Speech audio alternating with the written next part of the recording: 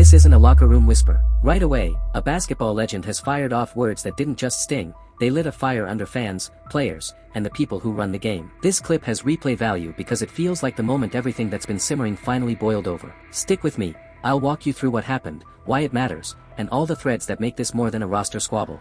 Look like Team USA is forcing Caitlin Clark to change her infamous 22 number to a... Start with the facts we know. Caitlin Clark, fresh off becoming one of the most watched and talked about players in women's basketball, was invited to the USA Basketball Senior National Team training camp in December, a major step into the elite international picture. This camp is a real deal. It's a chance to make an impression on a team that chases world titles and Olympic gold. At the same time, Sue Bird is not just a legend on paper.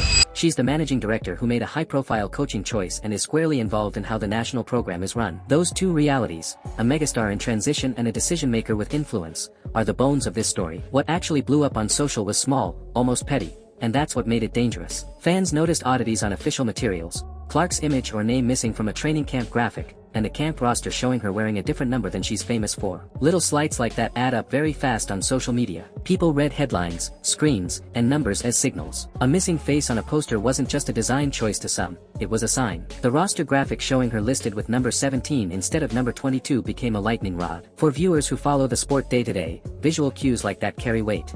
Then the clip, Sue Bird, in a moment that was clipped and shared for maximum drama, pushed hard. She didn't do a coy, measured critique. She used blunt language about decisions being short-sighted and about a sense of missed responsibility. Because Bird's name carries decades of credibility, her critique landed like a grenade. And this is key, the clip you saw is an edited piece built for emotional punch, but it's rooted in the fact that a high-ranking, beloved figure publicly questioned how the program handled a cultural moment. When a leader says the process failed the broader game, the conversation moves from technical basketball to leadership and values. But there's more beneath the surface than graphics and numbers. This whole story is lodged inside a bigger cultural clash. Clark's rise has not been just athletic, it's cultural. Record TV numbers, massive endorsement deals, and younger, louder fan bases have shifted the game's audience. Old guard instincts about how national teams are built meet a sudden, explosive popularity around one player. Add to that the reality that conversations around Clark sometimes spiral into ugly attacks and cultural flashpoints, and suddenly every administrative choice becomes symbolic. That's why Bird's criticism hit differently. It wasn't just about minutes or who got selected,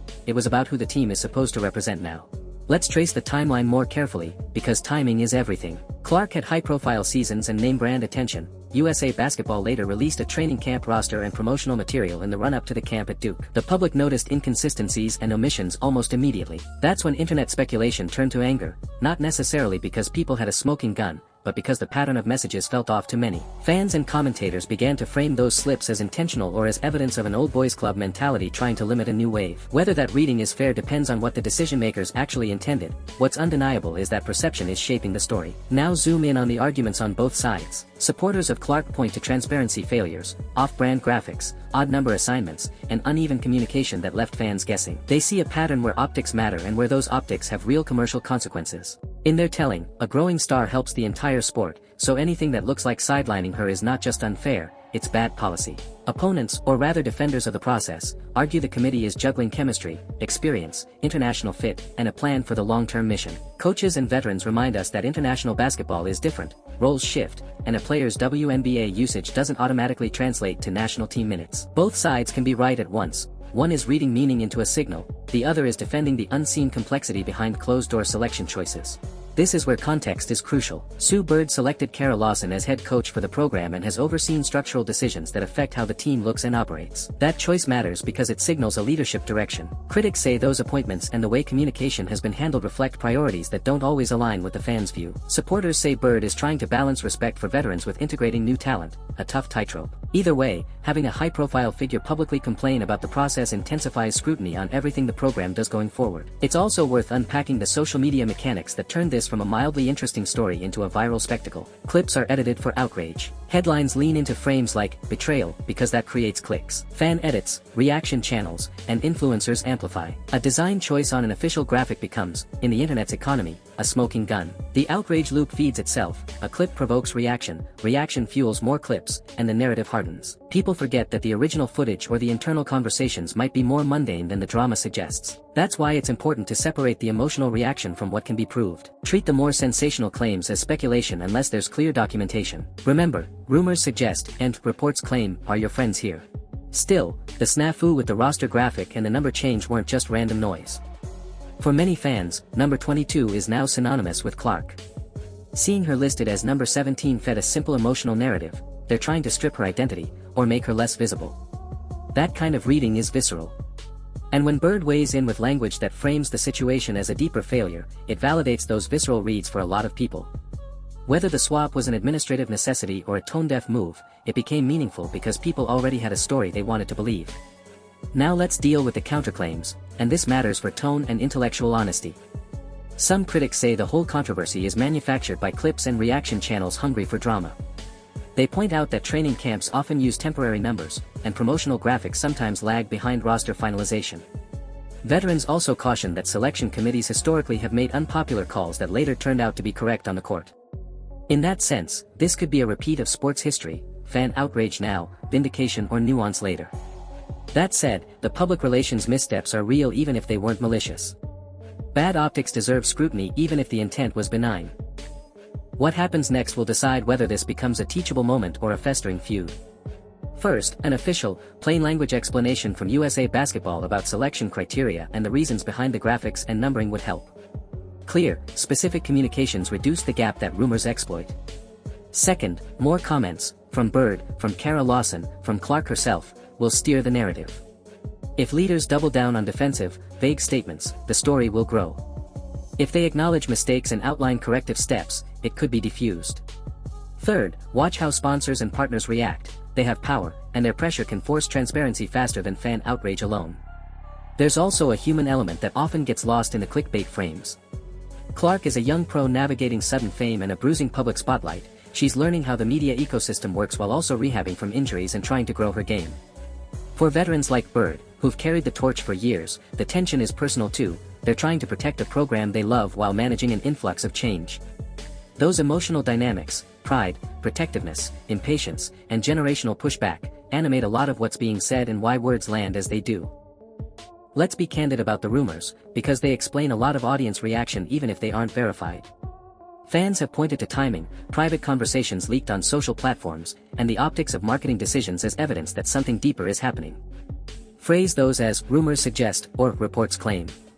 Those whispers explain why the conversation has taken on such heat.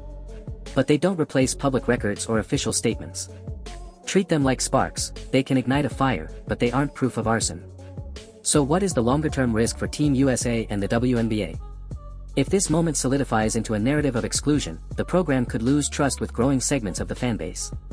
That's a reputational cost that affects TV ratings, ticket sales, sponsor enthusiasm, and the goodwill necessary to grow the sport. The alternative is a proactive reset, more transparent selection processes, better PR for major announcements, and an explicit plan for how rising stars are integrated into international schemes. Either path is possible, and the next weeks will show which one the sport chooses. Finally, there's an almost poetic irony in all of this. The modern game's growth, more viewers, more money, more cultural reach, is what made this drama possible. A rising star brought attention that exposed the cracks in institutional communication. Sue Bird calling out the program's handling of the moment is exactly the kind of clash you get when history and present collide. It's messy. It's human. And it's a clear signal that big structural conversations about representation, leadership, and transparency are now inevitable in women's basketball.